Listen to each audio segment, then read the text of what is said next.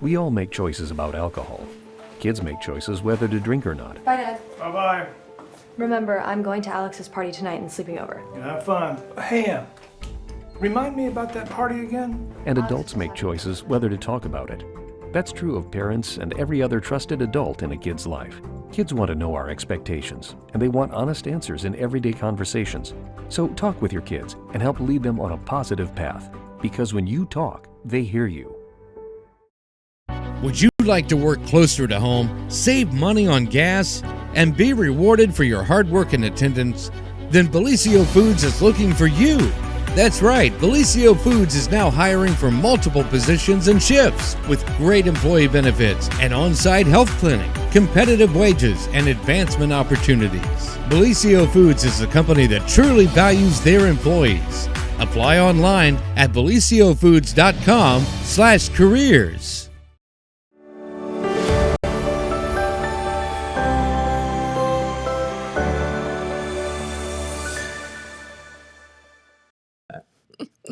Well, good morning, everyone, and welcome to the Morning News Update edition of the morning show right here on Main Street TV. And of course, Morning News Update means our good friend Pete Wilson is here in the house.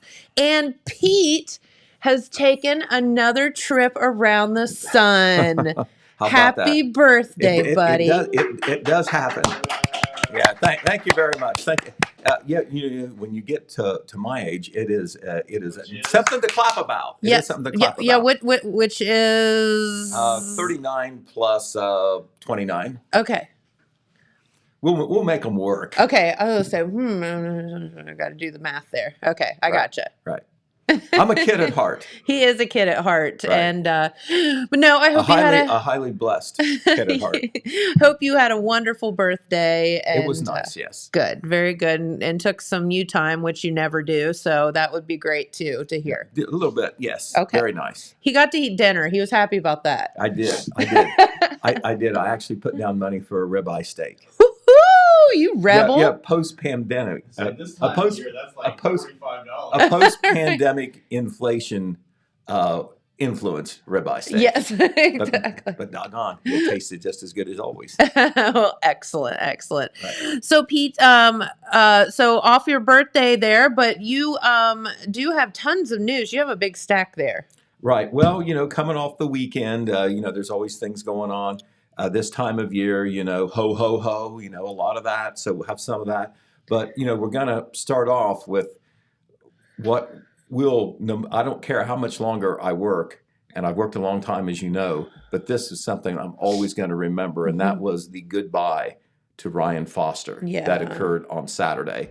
For those of you, who aren't up to speed, Ryan Foster, age 35, lived in the Oak Hill area, grew up in the Jackson area, well known among the emergency services community. He was a supervisor for the Jackson County EMS, a paramedic, firefighter with Madison Jefferson Fire Department, before that Liberty Township Fire Department.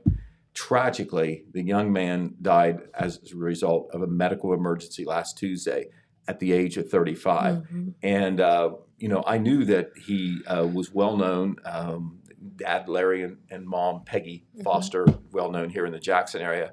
We knew that, when that happens and you're that age, it just takes your breath away. It does. The tragedy of it, of course, a wife, 2 young sons, it's just horrific, Not fair. When you think about, it isn't. But he was given a major goodbye on Saturday. And there were 2 things I come away with on this. First of all, of course, the sadness and the tragedy and the mourning and how this affected everybody. It brought many people to tears. People posted on Facebook who I know were not comfortable sharing their emotions, but they had to for something like this. The part about it that was good was that it was also a celebration of the young man's life, and what a tribute that everybody gave him on Saturday posthumously. We had a funeral at Oak Hill High School. It was there, to accommodate, all So the many people. all the people that wanted to go. Yeah. And we have some pictures that we're going to share with you. We'll have more that will be in the Telegram on Wednesday, and we'll post them, of course. This is just some of the emergency vehicles that were parked alongside Oak Hill High School on Saturday for the funeral. You had you had EMS, you had fire department, you had law enforcement, you had EMA, anything that would be in the emergency services line. And I'm telling you, Jen, if there was an emergency services vehicle in Jackson County, they all had to be there. It was something. Then after the funeral, there was an escort to Horeb Cemetery. That took the funeral escort down State Route 93 through Oak Hill on Front Street. Front Street is State Route 93. Took a turn on State Route 279 West out to Horeb Cemetery, little country cemetery, a graveyard technically because it's at a church just past Jackson Lake. Okay. And they closed the highway down for this escort, cut off traffic coming in the other direction or from the intersections, at least in Oak Hill they did. This is the ambulance that passed by the crossed ladders, huge American flag, which is the ultimate sign of respect and tribute for a firefighter or any emergency services person. And this escort, I'm guessing, Jennifer, was probably 20 minutes long. Wow. It's the longest one that I can ever remember. Not that I count cars and vehicles and escorts, but this was huge. And there were more emergency services vehicles than there were, civilian vehicles. The turnout was just huge. A lot of the emergency services people were in their dress uniforms and all. And this, along the way, if you look to the right in this picture here, you see some people standing along the highway. That is right by the Madison Jefferson Fire Department and the Oak Hill EMS station. They happen to be side by side. And there were, even with all the people involved in the escort, there were emergency services people that stood along the highway. There were also a lot of community members that stood along the highway as well. And some of them had pictures of Ryan. Some of them had signs of support. But I took those pictures from right along that spot there, of course. And it was, I'm guessing every bit of 20 minutes. I didn't count the vehicles, but I'm guessing upwards of 150, maybe. Whoa. It was a long time. There were actually two waves. There was a first group that was all law enforcement. Then there was the ambulance, of course, the hearse with the body, and then all EMS and fire vehicles after that, as well as some other emergency services people. Some of them had the black mourning band that signifies, a death and mourning, sign of tribute and so forth. So it was something to see. Dylan, if you have other photos from there, you can throw them up there. I'll try to show what's going on. This was a touching moment just before the funeral. You see the ambulance, the hearse has arrived there in front of Oak Hill High School. They're wheeling the body in, and out front, as you can see, lined up there are emergency services personnel, law enforcement, EMS, firefighters, dress uniforms, all saluting as Ryan Foster's body is wheeled in a flag draped casket. The family is following right behind, and so the funeral was a long one. I'm sure there were. I know Janie Carl of the Christ United Methodist Church was the main official there officiating, but I'm sure many other persons spoke as well. But we will have some coverage on basically what was done there. Here are some of the people that were standing alongside there. It may be hard to see there on your screen, but the lady in the middle is dabbing her eyes, shedding a tear. That is actually Dave Channell's wife, Jackson Fire Chief Dave Channell's wife, who knew the Foster family very well. Yeah. And then on either side of Kim, you see Alicia Lloyd and her son, Adam Lloyd. Adam is holding a sign. Thank you for helping my family. Thank you, Ryan, for helping my family. And Alicia told me the story. It's a touching one. Alicia lost her dad, Paul Lloyd, a couple years ago. Okay. Ryan came to the house to try to save Paul when at the time that he died. And he stood outside the Madison Jefferson Fire Department in a salute when her dad's hearse went by on the way to the cemetery. That was 2 years ago or less. And so she has always remembered that. Ryan remembered as a very, not only a tremendously professional and competent paramedic, I was talking to some different firefighters and EMS people, and of course, this is what you do when you're a paramedic and you're EMS and you're on the front lines. You're in a position where you're trying to save somebody, and when their life may be on the line. They said that Ryan did that so many times in his career, which started in 2007 as an EMS paramedic, and even as a supervisor, he was out in the field some. And Ryan just, in addition to his professional competence, just so well loved, popular, and esteemed among his colleagues there.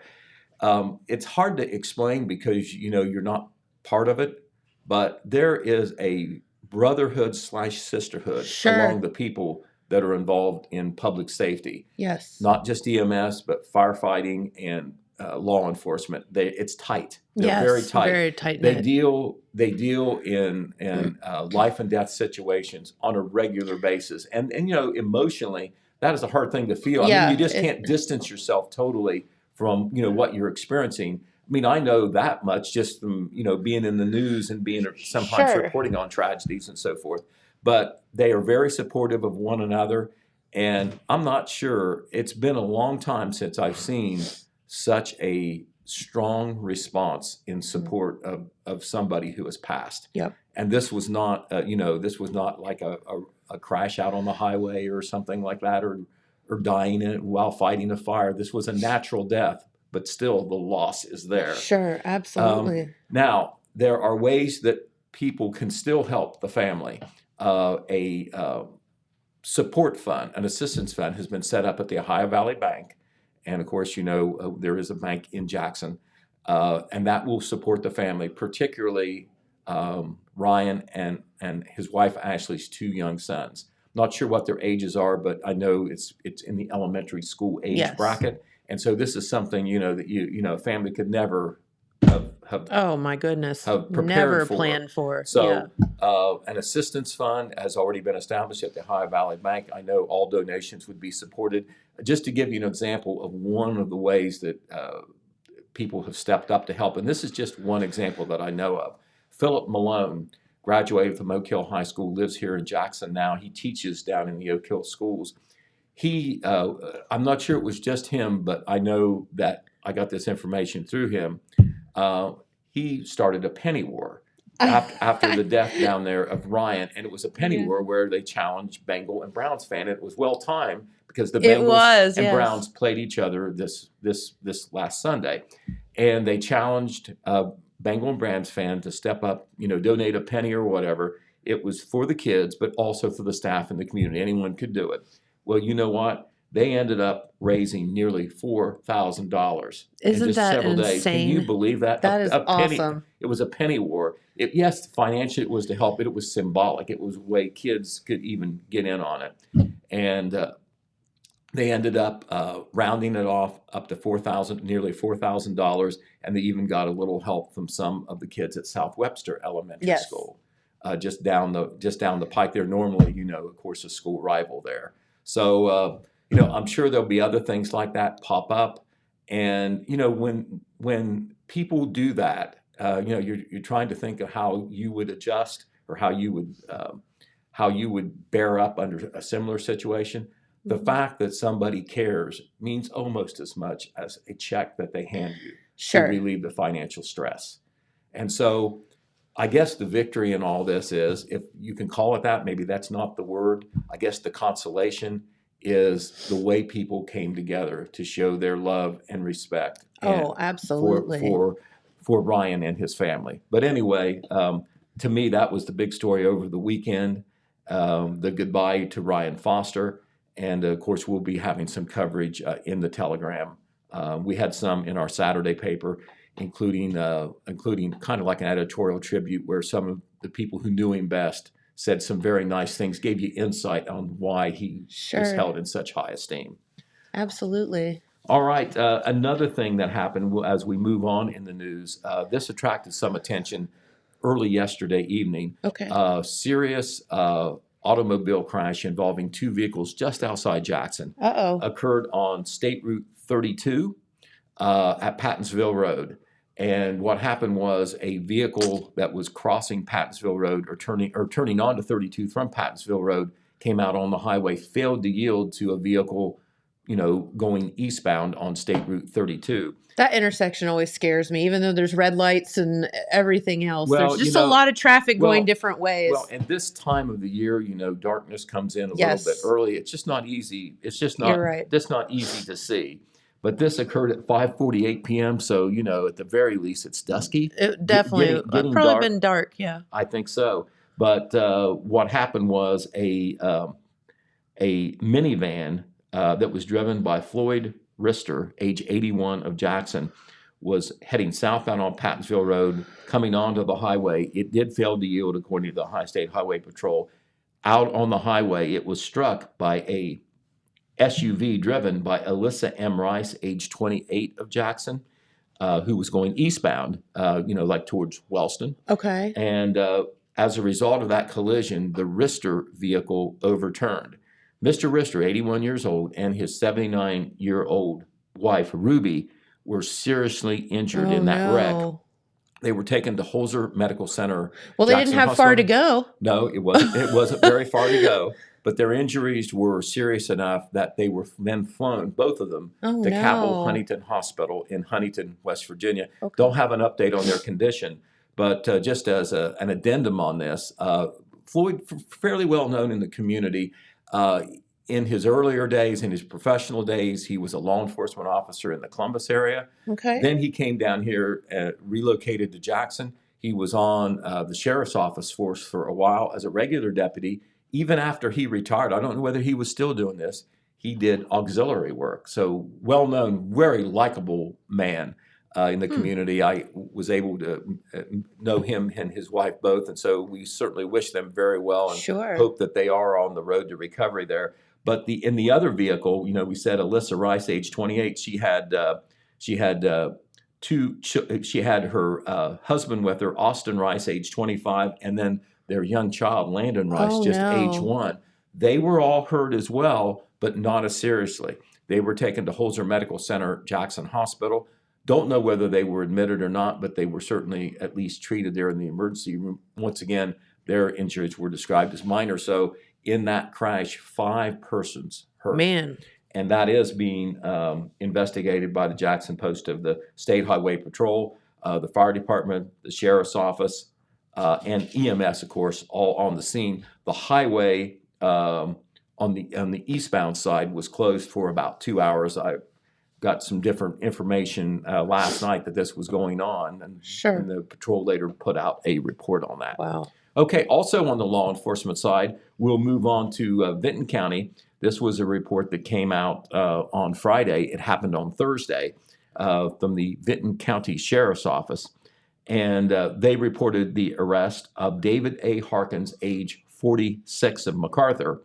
And what happened was on Thursday, December the 8th, the Sheriff's Office responded to Dunkel Creek Road, which is near MacArthur, where a male was accused of violating a civil protection order. A lot of times those are issued, I don't know all the particulars in this situation, but those are issued when there's been a incident before where they felt like somebody was endangering somebody else, and they put out a civil protection order, or it could be called a restraining order, and that person is not supposed to be around the other person. Well, Mr.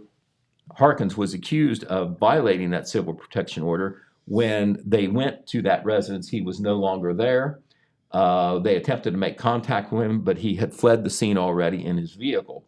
They actually were able to pursue him on Pretty Run Road all the way to Allensville. They stopped the chase then because they deemed it unsafe. I mean, the man had not committed a murder or anything, but he had broken the law. Sure. But they knew who he was. And the following day, Friday, December 9th, they were able to obtain an arrest warrant through the Vinton County Court. A few hours later, after getting the warrant, they found him on a residence in Goose Creek Road, which is also near MacArthur, and he was taken into custody this time without any incident. He is in the Southeastern Ohio Regional Jail. He is accused of violating a civil protection order, also charged now with obstructing official business and failure to comply. That is because he did not cooperate and tried to flee. Yep. Did flee, as a matter of fact. Yep. All right.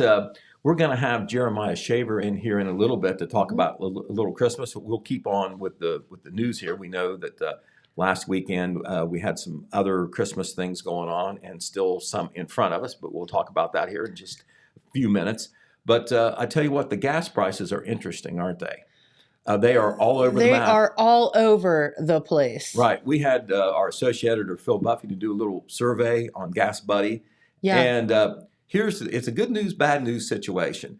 The gas has really come down here in our local area, hasn't it? But you know what? It's still among the highest in the state. Is. It kind of irks you a little bit. It does, definitely. Right. Yes. I noticed this last weekend when I was down in Oak Hill to cover the Christmas in the Village thing. Mhm. Do you remember? Now, tell me if I'm thinking wrong. It's not that I did a chart and it's in my head, but normally in Jackson County, the gas prices have been lower in the city of Jackson, higher in Oak Hill and Wellston and out in the county. I mean, over the years. in general, Over the years. Well, that trend has changed. Yeah. Eggs are cheaper in the country, and so is gas. Yes. The gas had come down, but it was still, this is a week ago now, $3.52 a gallon in Jackson. That was kind of like the prevailing price that I noticed. Right. When I was taking Christmas pictures in Oak Hill, it was $3.29 a gallon. I think in Wellston it was somewhere in between, like $3.39. When they're not all the same. Do you remember how anytime you passed a gas station, not that there's ever collusion, you understand? No. All the prices in the town were the same, Yes. practically speaking. Well, now you can't even count on that, it seems like. But the average price in Jackson County, as of last week when we did this, that was on Thursday, was $3.32 in Jackson County. And that seems to be what it is in a lot of places in Jackson now. The average in Ohio was $3.16 a gallon. When I was in Chillicothe last night, some places were $2.91. I was going to say when I drove to Columbus last Tuesday, I think it was, and that new Sheetz had opened in South Bloomfield, which cracks me up because they just opened one in Circleville. But anyway, it was $2.99, and I was like, oh, and there are people everywhere. Right, and as of last Thursday, the cheapest in the area were in Hocking and Pickaway County. Okay. We call that Southeastern Ohio, $2.99 and $2.90 a gallon. So you're still talking, 30 to 40 cents less expensive than here in Jackson County. How is that? I don't know. You'll have to ask somebody who knows, and I don't think they'll tell.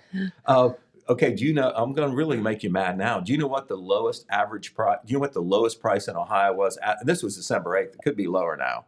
You know what the lowest price in Ohio was? What? $2.56 a gallon. So almost $1. I'm not sure where that was, but that was the cheapest price that was showing on Gas Buddy. Almost $1 a gallon cheaper. And I will say this, I've got to be fair and balanced. The most expensive price in Ohio was $4.29 a gallon, which is a lot more than here. I don't know where that was either. Okay. So, I mean, $2.56 to $4.29, is that wild? That doesn't make any sense, does it? It doesn't at all. That if somebody could figure that out, that would be a story in and of itself. This is something I've always been curious of, though. What was the original gas price before COVID and before, like inflation? I'm sure you could look that up on some of these different websites, Dylan. But I think, with what's happened in the world, and then with the Russia-Ukrainian situation, with the there's gas, a lot of excuses out there, right? I guess you can pick your excuse or pick your solution, but the average gas price, according to AAA in 2019, was $2.58 a gallon in Ohio. Okay. So $2.58 in 2019. Those were the good old days. Yeah, wasn't it? $2.58 a gallon in 2019, and that was the year before all the COVID hit. So Thank you, James, for looking that up. But anyway, we're going to continue to monitor that because from a news standpoint, I don't think it's fair here in Jackson County to be relieved that the gas prices are $3.32 when really they're higher here. They're much higher here than they are in some other places. And the why, WHY, all caps. I wish I could tell you that part of the story, but I can't. And nobody's talking. No, not at all. Not at all. Well, there was another story that we want to tell you about that is evolving in Vinton County, and it all has to do with the sheriff's office, of course, moving from their historic location next to the courthouse in that building that goes back to the Civil War, I'm told. Yep. And there it is right there, to their new location where the Vinton County Board of Developmental Disabilities was formerly. They have since moved out a much newer building, a bigger building that will better serve their needs. Still, that transition, I understand, has not been completed. They had hoped to be totally in the new place now, but that isn't the case. But it begs the question, what do we do with that old building next door to the courthouse that will be vacated very soon? Well, Deanna Tribe, who is the president of the Vinton County Genealogical and Historical Society, has an idea. Now, she's not so ambitious or wishful to think that that building can be turned into something, because, the reason they're moving out is, it's in bad shape. It's got its problems, and Yeah. that would cost a lot of money, and historical and genealogical societies aren't rolling in dough. No. But she would like to see some of the items that are in that building go into some sort of public display Okay. that could be placed somewhere where the public could see them, and maybe some other historical things as well. And so that's a proposal that she is pitching with the public officials there. That's of course would involve the county commissioners and maybe some other government officials there. Obviously, probably some funding would needed, but there needs to be a strong grassroots desire and effort to do something like that. But she talked with our Red Thompson Jr. about that. We'll have a story hopefully in our Wednesday paper Okay. about that That's proposal. 'Cause interesting. I know a lot of people have to be thinking about that. This sounds really weird, but this is a weird question. Are there like jail cells in that building?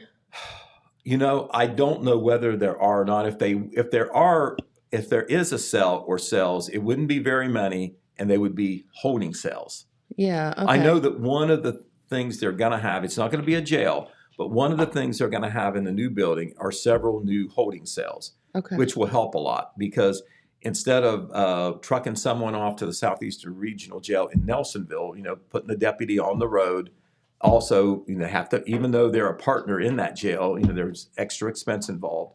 That would save some money. And I think that they would like to even expand with some more cells there on down the road Okay. at that facility.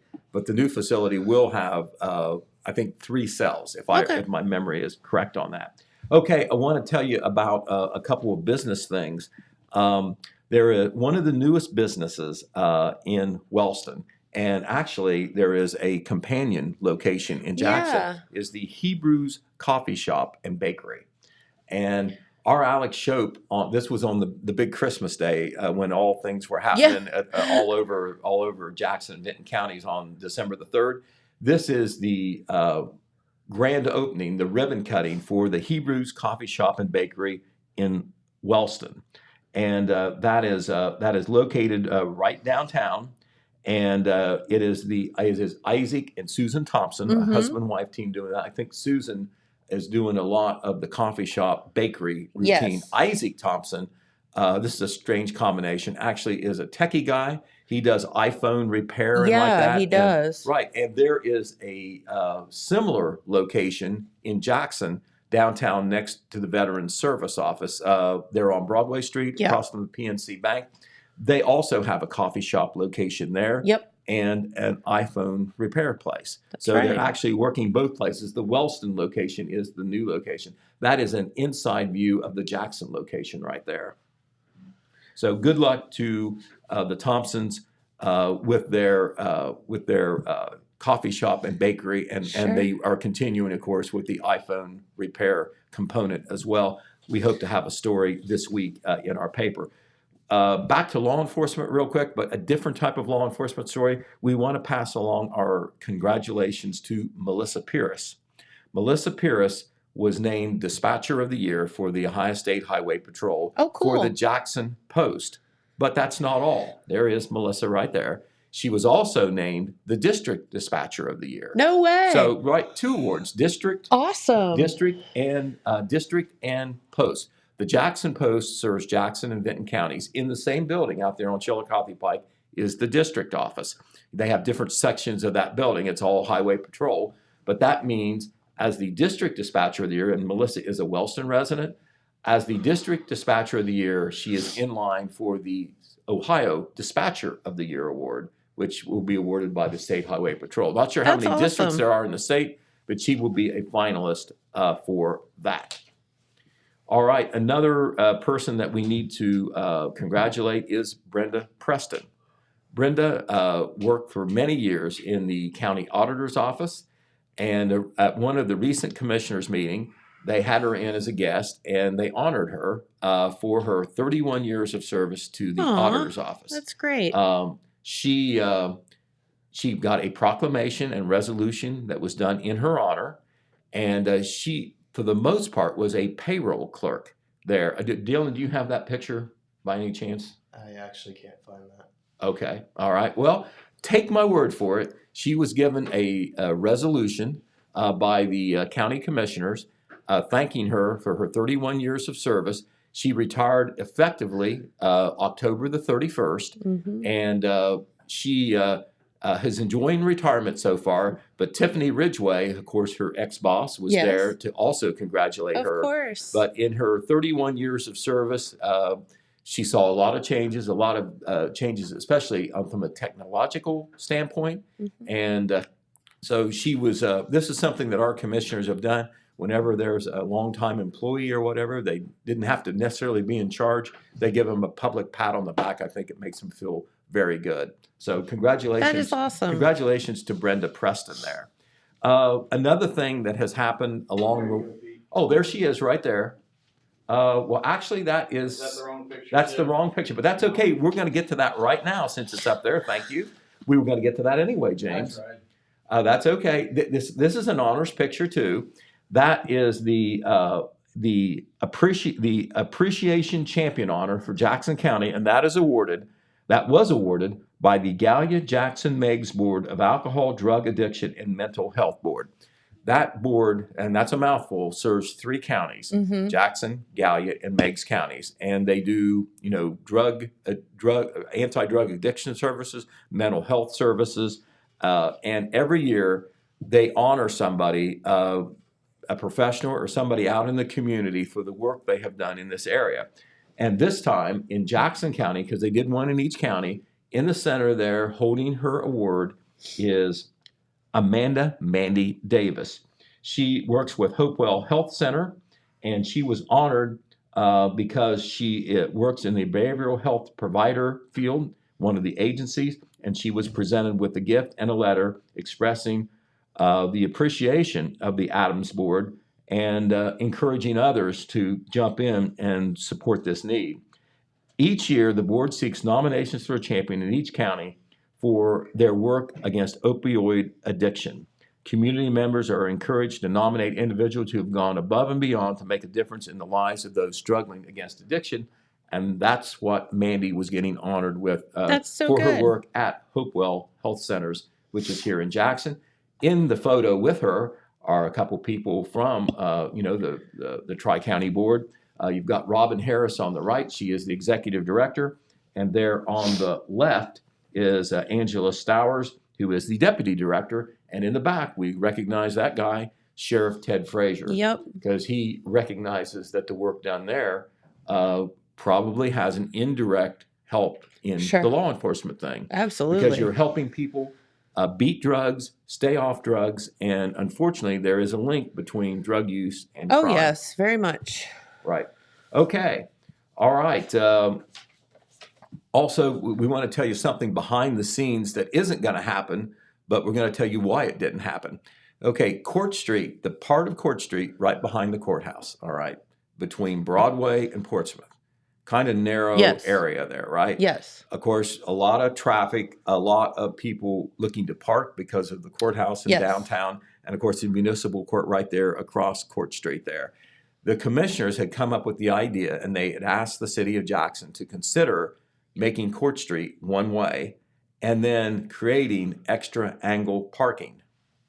All right? Okay. I don't know. Think about that. Yeah. Okay, you know that there is a lack of parking downtown. There is a lot there next between the courthouse and the health department. But those they fill up that lot real quick with county employees there. Exactly. Right, And, and so there's there's not a parallel lot- parking on that street right now, It's right? it's parallel parking, and there isn't a lot. And Yeah. you know, sometimes emergency vehicles are parked there too, Yes. and on the side. Well, anyway, the city did consider this, but they did some measurements, and they even passed they even drafted legislation to do what the county wanted. But then Okay. they went and looked, because they would have to, do the stripes for the parking and all. Right. And they measured them out, and they figured that they'll actually lose parking if they make it one way. If they make Okay. it one way and create angled parking spots, because it goes out farther in the street and like Yeah. that. They said that there would be less parking than there was if the way it is now. Well, for the love of God, we don't want that. So they voted yeah. the legislation down. Okay. So if you ever heard that idea floating around and thought that was a good idea, it's not going to fly, and that is why. And the city did do a little bit of work on that. That came out of the last Jackson City Council meeting. All right, and the last thing I'm going to say before we bring Jeremiah on to do a little ho-ho-ho reporting Ooh. is that the Benton County Local Board of Education is continuing the process of appointing a new school board member. Yes. Remember, Okay. we had a school board member resign at the end of the November meeting. Yes. That left a vacancy there, and as a result, they they put out the word that if you're an elector in the Benton County School District and you're at least 18 years old, I mean there isn't a lot of qualifications, you can I guess turn in a resume or apply to become Yeah. a school board member. They're going to have a meeting on December 20th to appoint this new person who would serve for part of the unexpired term until the end of 2023. The position would be on for the last 2 years of the term in the November election of 2023. They have had 2 meetings already in executive session, the board, and they're basically considering the applications. I don't know how many applications there were, but 2 days before the deadline, there were 7. So we know that there are Wow. at least 7 people who are interested in getting this That's a appointment. lot. Probably more, right. And there is one more special session meeting that is behind closed doors. That will be Tuesday, December the 13th. It could be that they are reviewing the applications and they'll make the decision on the 20th. It could be that they called some of those people in or all those people in for interviews behind closed doors. Don't know. But that process is taking place. We wanted to let you know that it is. Probably a decision will be made on December the 20th, so that person can Okay. start serving as soon as possible. All right. A lot of Christmas over the weekend. I know that we had all that Christmas on the 3rd, but there was some last week too. The There's a Mayhew lot of Brown Christmas to get cheer through. from yesteryear. The Jackson Vinton Farm Bureau with their Breakfast with Santa on Yep. Sunday. The Cookie Walk that was held the same time Yep. as the Mayhew Brown Christmas cheer from yesteryear thing. Yep. And Jeremiah Shaver was there for 2 out of those 3 events, and he knows a lot about the 3rd event that he wasn't at because he's done some research when he came in this morning. But he's going to tell you about all those things. They were all special. The organizers stepped up and did a lot of work to make them happen, and they brought a lot of smiles. Very good. So he's going to talk about that, then I might come on and bounce a few basketballs at the end. Oh. Well, thanks, Pete. Come on over, Jeremiah. He's very festive today. There you go. I like it. Morning, Jen. How are you? Good. Did you have a good weekend? I did. Did you Yes. do anything special this weekend? Oh, let me think. Not really. Not really. Too much. But- We went shopping in Columbus, Oh, did you? and you'll never guess who we bumped into at Polaris. Santa Claus. Santa was there, but we also bumped into Carman the Carman. Did you? We did.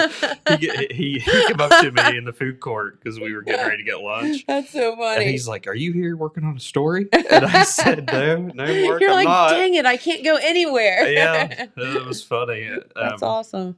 I was like, "No, we're doing some final Christmas shopping," but it was fun. We got up early and went up to Columbus and tried to get our Christmas shopping done. Almost got it done. There's just a couple like a person or two we still need to try to find something for, but they're always hard to kind of buy for. You know? Yeah. So There's you always have people. those few people in the Yeah, family. you're clueless. Yeah. No, I heard from Carmen yesterday, and dang it. So he and I always bet on the Browns and Bengals game, right? Okay. So, and because he's such an avid Bengals fan, even though I don't like to bet against Joey B, I have to take the Browns, right? So the last game, the Browns ended up thumping the Bengals, if you remember. Yeah. So it's always a lunch bet, right? So Okay. yesterday was double or nothing. He sends me a message like first thing yesterday morning. He's like, double or nothing. I'm like, sure, bring it on. He gave me 5.5 points. Yeah, I'm a big loser. I should have never agreed. So now you owe him lunch then. I mean, in a way, it's kind of like we're back to square one. one. Like, yeah, Okay. double or nothing. So, I Yeah. mean, I'm still going to make him buy me lunch. There you go. I don't Just- think that's how that works, Jen. No? No. Double or nothing? I mean, So you have get to back buy to him nothing. 2 lunch. That's what I thought. You Oh, gotta I buy thought him, it just meant we're back to square one buy buy because him 2 lunches. I because think. he would have to buy me 2 if Right. You shouldn't have taken that bet. I don't think you should have took it because now you owe him 2 dinners. Drat. Let us know in the comments. Does Jen owe Mark 2 See, dinners? I just thought it was Double back or to nothing. he didn't have to pay for my lunch. Like he was just No. Yeah. I don't know. What does that mean? We need to Anyhow. define that Yes, that we bet. need to Yes, look but it I know up. Carmen was at the game yesterday, and so he was a man about a lot of towns. He was, yeah.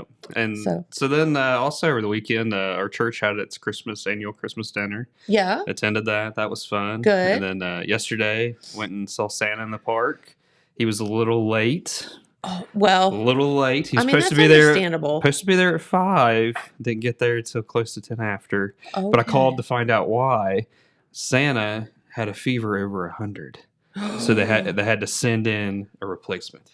Oh. Yeah, so the replacement it was running a little late. I Showed see. up in a Toyota, and I'm sure the kids watching him getting out of the Toyota SUV was like, when they see that vehicle in town, they're going to be like, "There's Santa's car," you know. Santa. So anyhow, Who knew Santa drives a Toyota? yeah, did make our way down finally to Gallipolis and Lights. Yeah. I haven't been there in several years, and I was really taken back by how many lights they've added. Those ball ones in the trees. I haven't been They down just- for a few years. They just seem like it, like when you're coming down that main street to get to the park, and like you just keep seeing like bits of it as you get closer. Yeah. It just seems like those ball lights just keep going and going. I can't believe. I mean, that thing It was, just it was really grows every nice. year. It It's does. so cool. I think it was the 10th year this year. Isn't that amazing? That is amazing. So Oh. anyhow, there's a little chit chat. Yeah. Help Pete out, kill a little time here, but Yeah, I love that. covered covered a few things. He said 2 or 3. 2 of them was late last week on Thursday evening. Okay. Uptown, you had your. This was they were calling it the 12th annual Christmas cheer from yesteryear. Mm-hmm. It was started 12 years ago, but technically it would have been the 11th. Yeah. Because they didn't have one the year of COVID. Of course, During yeah. 2020. The year that disappeared. Yes, the year that disappeared. Everything got canceled. Even the Apple Festival. if you Everybody's remember. so confused about everything because we all lost a year. Yeah, it was a hot mess. Yeah. But anyhow, so 12 years ago, Mayhew Brown Funeral Home had started a remembrance celebration, and it was called Christmas Cheer from Yesteryear. And it's Jason and Shelley Brown. Mhm. They're the owners of the funeral home down there on Broadway. And they what they wanted to do was to make a cheerful occasion instead of a sad one. You know, because Sure. when you think funeral home, you think, we're going to somebody's funeral. Yeah. Well, they wanted it to be a joyful occasion instead of a sad one. So they started this event, and after all these years, it still holds on to that key element of remembrance. Mm-hmm. The curbs down there are always lined with those luminaries. Yes. And inside, you'll find a Christmas tree with ornaments, and it has the name and dates of when, like, people that they took care of. Mm-hmm. To honor those individuals in remembrance. So people that maybe weren't there when this originally started and those core values of that event Mhm. may not be aware. Right. The big draw down there is always, they always have the live nativity and Carol. the caroling and the big draw, which I think may have hurt attendance a little bit this year. They didn't have the horse-drawn carriage rides this year, Jen. Yeah.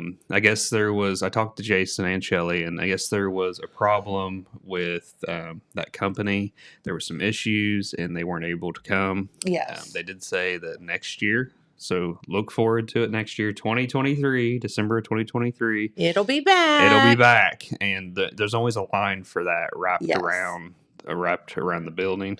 But this year it was still a real nice event. They had that live nativity scene. There's always the pair of camels, and you have the other livestock there as well. And there's usually some kids from the community that fill in for the nativity. And so you had that. You had the middle school and high school choirs from Jackson. They did some carols on the steps of the Jackson Memorial Building. That was well attended. Lots of parents out for that. Bumped into That's JJ. awesome. JJ while I was down there. I guess his son is in the choir. In the choir, yeah. So they were there talked to him for a few minutes, and they were watching them. Here's one of the pictures that I sent Dylan. This is the middle school choir singing. I don't know have you been showing pictures all along, Dylan? No. Okay, go ahead and flip to the next one here. I forgot we had pictures. I did a video as well, Jen. Okay. We'll show that after I get done talking. So this year they brought this back. I want to say this is the third year for this motorized For the trolley? Yeah. I feel like they started that in 2019 and then had it last year and then this year. Okay. And what they did, like they did the first year, the way the calendar fell, the park was decorated. So they were able to trolley people from the funeral home down to Manpower Park. So you was able to catch this trolley, and it was playing, Christmas music, and it was just fun. If you ever been to like Tennessee Pigeon Forge, they always have these running that you can take, and it was fun to jump on, and it took you down to Manpower, dropped you off. You could walk through the Christmas in the Park display down there. It was lit by that point. Once again, 92 trees, if you haven't seen it. Yeah, that's really cool. When we were there Sunday, I noticed there was a couple displays that weren't lit. I think maybe got unplugged and stuff, and I plugged them back in while I was walking around because there was a few trees out and a few displays. But Jeremiah, you got to be careful that you're going to look like the Griswold cat if yeah, you don't. I know, get a little yeah. Yeah. Well, they weren't necessarily unplugged. There was a few of them just don't stick your tongue on the extension cord or anything. Yeah, I think it was just the buttons needed pushed to strip them back. Yeah. Here you have Jason Brown putting out some of the luminaries there on the curve in front of the business. Busy man. Yep. And I think do we have one more picture? And this was a key picture Oh my I grabbed. gosh, that's too much. These two little girls were just so excited to get their pictures. Cute. With the pair of camels there, and the little girl, the shorter one, she just looks so excited. I actually picked out this picture to use in the paper. That's great. Overall, it was a great event, and they'll be back again next year. And then also on the same evening was the Jackson Downtown Association's Cookie Walk. I think we have a picture for that as well, Dylan. So there's a photo I grabbed, and you have here, this is Alex Reed and the Grinch. Well, you have the Grinch. It's the Grinch, Jeremiah. Cookie in hand there is Alex Reed and accompanied by the Grinch, and they were passing out cookies in front of the law offices of Cole Kirby and Associates. Yep. And this was, I think, maybe the second time they've done the Cookie Walk, the Downtown Association. And it was, the community took part so much so that the event sold out. Yeah, there was no quite a tickets cookie left. controversy. Yes, there was. People were. I would agree with that. People were looking for tickets. Ticket. Yeah. And somebody told me that people may have made fake tickets, but I don't have that on the record. I could see that. Yeah.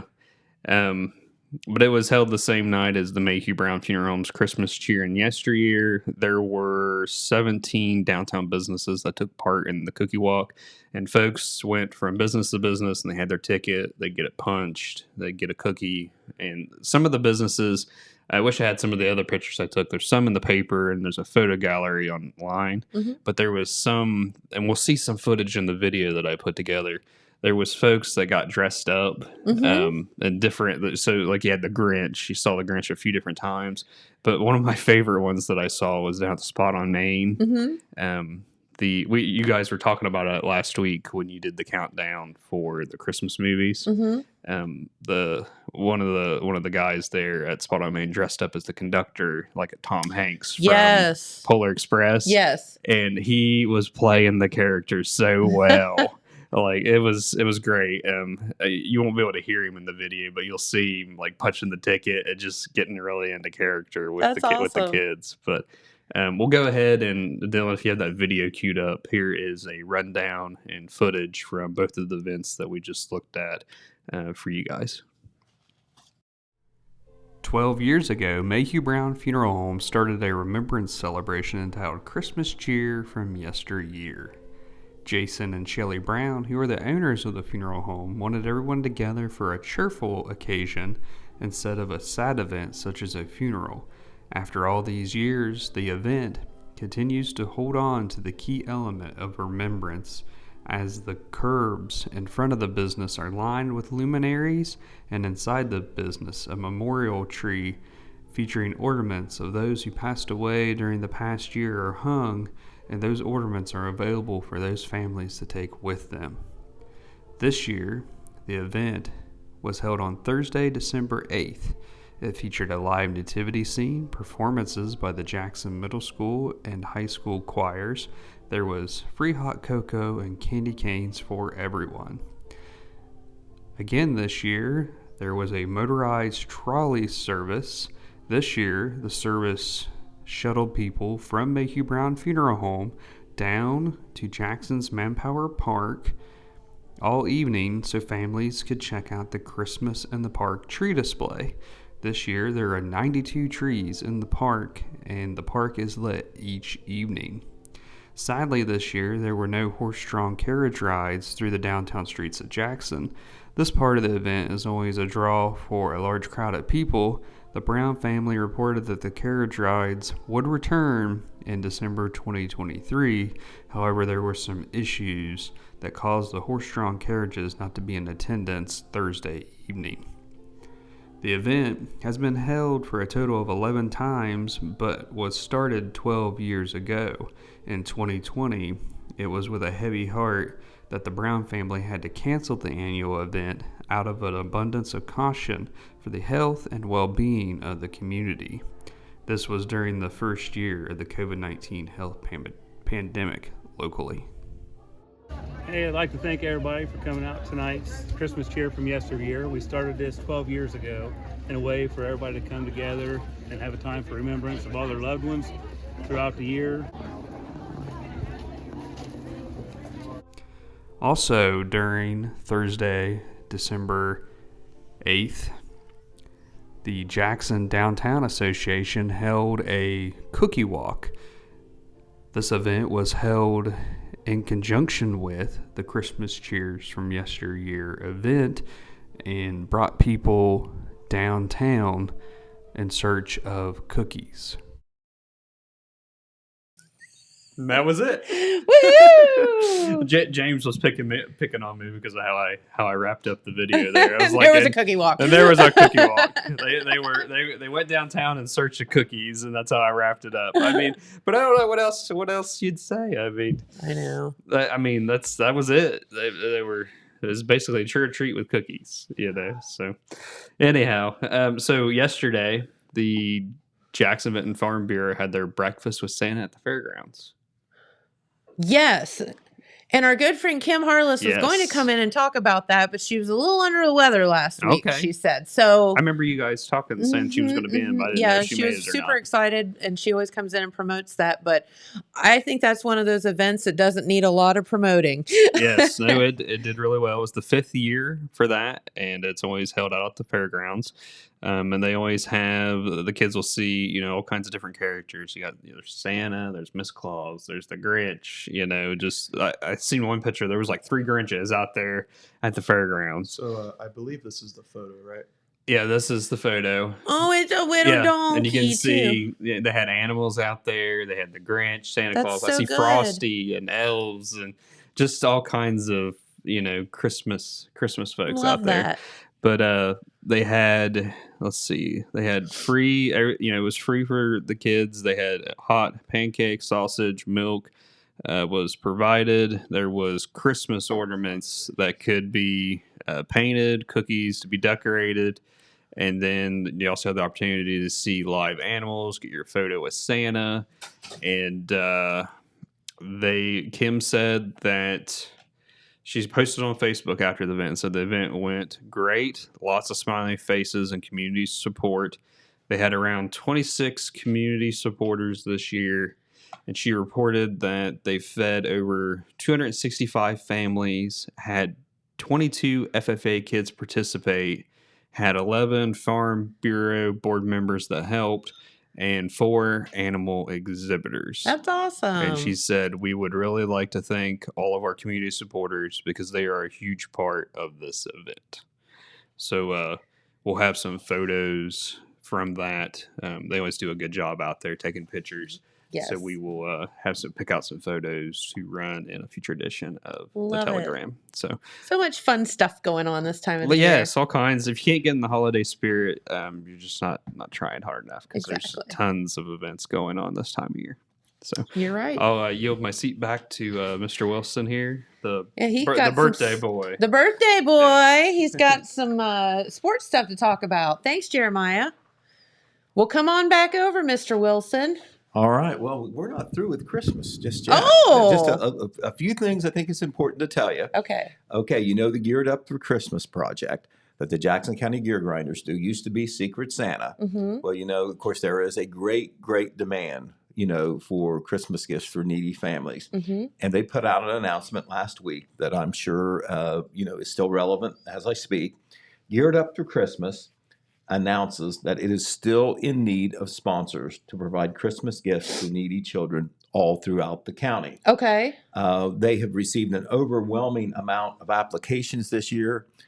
Even though they get a lot of support, the applications have overdone what they have on hand. Gotcha. They still have kids that need sponsored, and anyone that is looking to sponsor a child or make a donation so a child can be sponsored, they are asked to send a message. This is the best way to get this done.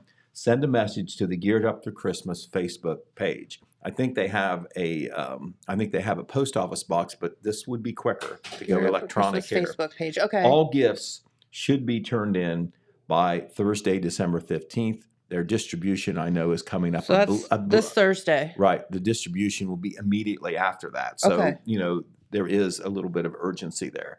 So once again, Geared Up for Christmas is still looking for financial support Okay. for its annual giveaway. Get to it, people. These kids need help. All right.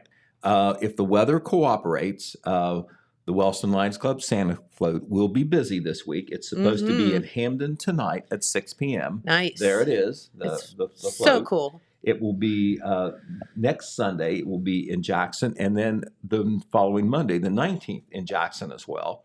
Then the next day, they will be in Colton and Glenroy and at the Fairview Terrace Apartments there on the south end of Wellston. These appearances will be scheduled as the weather permits. That is a big qualifying factor because they can't take that float out in the rain. Snow maybe, but not the rain. If you're in Wellston, you may have already had a chance to see the float. It's made the rounds in Wellston, and that is kind of done on almost on a daily schedule. They look at the weather and decide, where they need to go to cover the town. And so Okay. the best way, I can't tell you right now where, for instance, it might be tonight in Wellston, but they've already started. They started last week, I think. Okay. So check the Wellston Lions Club Facebook page or their Santa Claus event page there for There that you information. Speaking of Wellston, the city of Wellston is getting into the Christmas spirit. They are going to be the middleman in getting letters to Santa. They will do this until Saturday, December the 17th. They are inviting kids to write a letter to Santa and his elves this holiday season. Letters can be left in a mailbox that has been set up on the Wellston City Building porch. So you can Okay. go anytime, step up on the porch and put your letter in there. They will be accepted until Saturday, December 17th. That'll give Santa 8 days to get the message and do Love something that. about Yep. it. All right. Also, there are still revised hours in effect now for the Jackson Women's Club Candy Store. Mm-hmm. That, of course, is out there by Papa John's on State Route 93 on the south end of Jackson. Not sure what the hours were before, but, they started back in mid-November, but they Right. still got candy. Yep. But the new hours are Monday through Saturday, 10 a.m. to 6 p.m. Okay. So it's open 6 days a week.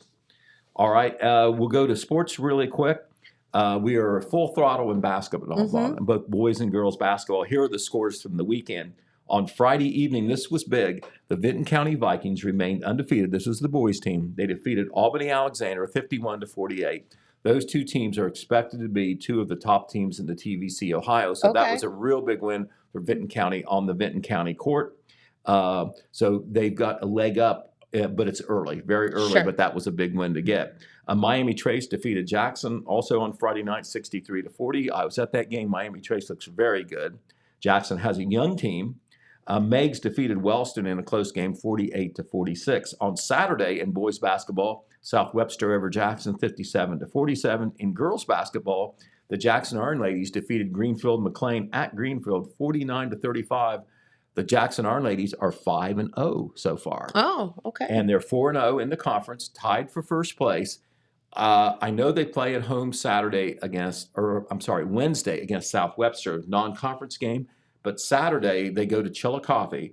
There'll be a girls' game, a boys' game, and JV for both boys and girls. It's how the Frontier Athletic Conference does it. On Saturday, it's kind of like a day-long basketball. Well, guess what? The Chillicothe girls are undefeated and tied for first place. So a Wow. showdown game Oh, between my. Jackson and Chillicothe on the girls' side. On the boys' side, they will be playing the nightcap in the evening.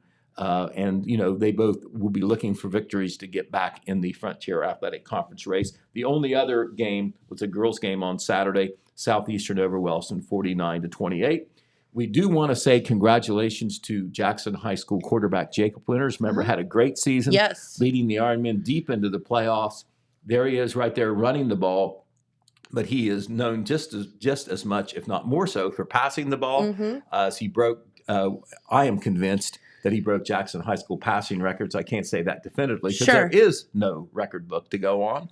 I just have But my you memory. are the best stat man. I just have my memory from years and years over the years. But anyway, he was named first team All Ohio. So That's saying something, isn't it, he's Pete? one of the quarterbacks in Division III named first team All Ohio. So anytime that you make All Ohio, that's great. And if you're first team, you can't do better than that. That's right. Jacob is going to be attending Ohio University to play football and go to school both. That's right. So congratulations to him.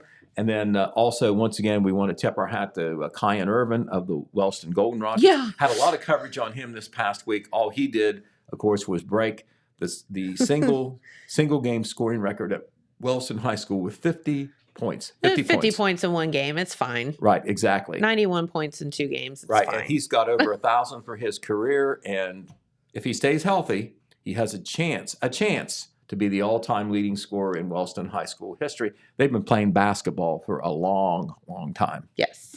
All right, well, we've wrapped up another Monday. How about that? I love it. Put it Well- behind us. Well, great, Pete. Thank you so much. And we appreciate you spending your morning with Okay, us. well, we'll go back and go back into the newspaper.